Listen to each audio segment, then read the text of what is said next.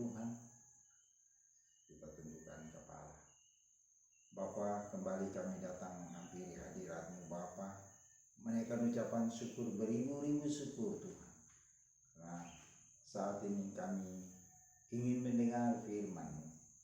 Mari Kau urapi kami dengan urapan yang sama dari sorga, supaya firman-Mu yang kami dengar Tuhan, kami boleh diberkati. Berfirmanlah Tuhan, karena kami siap mendengarkannya.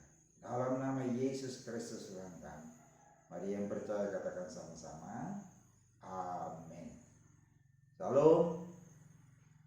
Salam sejahtera buat kita semua. Mari kita sama-sama membuka firman Tuhan. Kita akan baca Alkitab kita di dalam kitab Kejadian pada pasalnya yang ke-23. Saya ajak kepada saudara semua, kita baca pada ayat yang ke-25. Firman Tuhan, saya beri judul saudaraku, ibadah itu mengandung janji. Keluaran 23 ayat 25 dia katakan, tetapi kamu harus beribadah kepada Tuhan Allahmu, maka Ia akan memberkati roti makananmu dan air minumanmu, dan aku menjauhkan penyakit dari tengah-tengahmu. Nah, saudaraku kekasih-kekasih Tuhan, ini janji Tuhan bagi kita orang yang percaya kepada Tuhan Yesus. Bagi orang yang percaya kepada Tuhan Yesus, Tuhan itu baik. Dia mau memberkati orang yang datang beribadah kepadanya. Kita baru baca firman Tuhan tadi dikatakan harus engkau beribadah kepada Tuhan Allahmu. Harus itu artinya tidak bisa ditunda lagi. Ibarat seorang ibu yang sedang memasak, ya, kemudian katakan dia memasak sayur, lalu masak sayur ini mungkin salah satu bumbu tidak lengkap, katakan mungkin garam. Garam ini untuk membuat rasa. Kalau tidak diberi garam rasanya hambar. Itulah sebabnya ibu ini sedang memasak. Pada saat dia memasak saudaraku, bumbu garam ini tidak ada. Lalu kemudian dia punya anak mungkin bernama Simon. Dia katakan, Simon, cepat kau lari berikan mama garam. Karena sayur ini kalau tidak dikasih garam nanti rasanya hambar. Simon itu lari beli cepat. Lalu kemudian kembali baru ibu itu memberi garam pada sayur yang dimasak tadi. Nah, disinilah kita melihat saudaraku, firman Tuhan juga berkata demikian, harus engkau beribadah kepada Tuhan Allah. Karena di dalam ibadah ini ada mengandung janji. Dia katakan siapa yang beribadah kepada Tuhan, dia akan diberkati. Yang kedua, dijauhkan dari penyakit. Saya kasih contoh begini saudaraku, orang kalau tidak punya uang atau tidak punya makanan, rasanya bagaimana? Tapi coba kalau orang itu punya uang, apa saja dia mau belanjakan bisa, apa saja yang dia punya bisa. Tapi coba kalau tidak ada.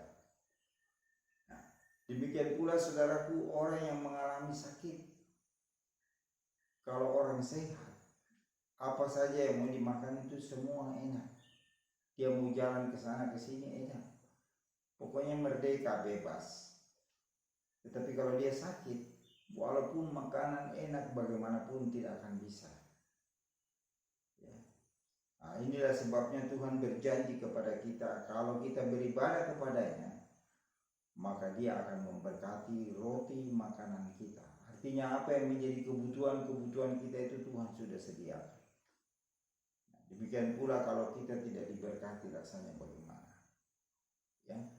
Tuhan berjanji juga kalau engkau beribadah kepadanya maka dijauhkan dari penyakit apapun. Itu janji Tuhan. Nah, saudaraku yang kekasih, kita akan buka lagi di perjanjian baru di dalam kitab Timotius. Kita baca di Matius 1 Timotius 4 ayat yang ke-8, apa yang dia bilang di sana? Dia kata latihan badan itu terbatas gunanya, tetapi ibadah itu mengandung janji, baik untuk hidup ini maupun hidup yang akan datang. Ini Rasul Paulus yang berbicara saudara. Dia katakan ibadah itu mengandung janji saat ini dan akan datang. Saat ini itu berarti kita masih berada di bumi. Akan datang itu kita masuk surga. Jadi orang yang beribadah ini, saudaraku, di dunia ini kita diberkati. Apa saja yang kita usahakan kerjakan pasti diberkati seperti dalam Keluaran 23-25 tadi. Lalu kemudian setelah ini kita ibadah di dunia, Tuhan datang memanggil kita, atau dia datang kedua kalinya, kita sudah masuk ke surga. Nah, inilah janji firman Tuhan. Dan Rasul Paulus katakan ibadah ini mengandung janji saat ini akan datang.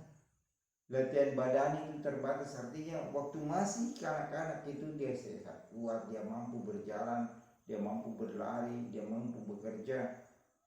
Ya, itu dia katakan terbatas. Kita manusia ini terbatas. Pada saat umur sudah 50, 60 ke atas itu sudah mulai kondisi badan sudah berkurang. Tidak seperti waktu masih anak-anak, lari sana lari sini tidak tahu capek. Ya. Nah, ini Rasul Paulus katakan latihan badannya terbatas. Tapi ibadah itu mengandung janji. Ya, mulai dari anak kecil sampai orang dewasa bisa beribadah. Nah, inilah saudaraku, kita perlu memahami ini. Sehingga kita sungguh-sungguh beribadah, sehingga janji Tuhan itu turun dalam kehidupan kita. Ini hanya orang-orang yang percaya kepada Tuhan Yesus yang bisa mengalami, yang diberkati, yang merasakan pertolongan Tuhan. Inilah kebenaran firman Tuhan buat kita semua di saat ini. Berbagai saudaraku yang mendengar dan diberkati hari ini. Mari kita berdoa. Tuhan, kembali kami datang menghampiri Engkau, menaikkan ucapan syukur, beri bersyukur Tuhan. Karena hari ini kami boleh beribadah kepadamu. Kami boleh mendengar firman-Mu. Mari Tuhan, biarlah firman itu tetap tinggal dalam hidup kami. Dan kami mau melakukan seperti apa yang Kau kehendaki.